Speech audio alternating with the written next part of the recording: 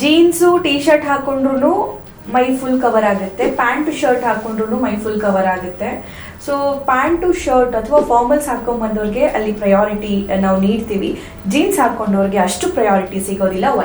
Y ಅಂದರೆ ನಾ ಮೊದಲಿಂದ ಹೇಳಿದನಲ್ಲ, ಅಮೆರಿಕ ದೇಶದಲ್ಲಿ ಎಲ್ಲರೂ ಜೀನ್ಸ್ ಹಾಕೋತಾರೆ. ಆದ್ರೆ ಪ್ರೆಸಿಡೆಂಟ್ ಆದ ನಂತರ ಈಗ ನೀವು ಅಮೆರಿಕದ ಅಧ್ಯಕ್ಷರನ್ನ ಟ್ರಂಪ್ ಅವ್ರನ್ನ ಯಾವತ್ತಾದ್ರೂ ಸೂಟು ಕೆಂಪು ಬಣ್ಣ ಇಲ್ಲ ನೀಲಿ ಬಣ್ಣದ ಇಲ್ಲ ಟೈಯಲ್ಲಿ ನೋಡಿದಿರಾ? ಅಥವಾ ನಮ್ಮ ಭಾರತದ ಪ್ರಧಾನಮಂತ್ರಿನ ಕ್ಯಾಶುಯಲ್ ಡ್ರೆಸ್ ಮಾಡ್ಕೊಂಡಿರೋದು ನೋಡಿದಿರಾ? ಒಬ್ಬೊಬ್ಬರ ಅಧಿಕಾರಕ್ಕೆ ಒಂದು ಘನತೆ ಎಂದಿರುತ್ತೆ. ಅಧಿಕಾರ ಘನತೆ ಕೊಡ್ಬೇಕು ನಾವು.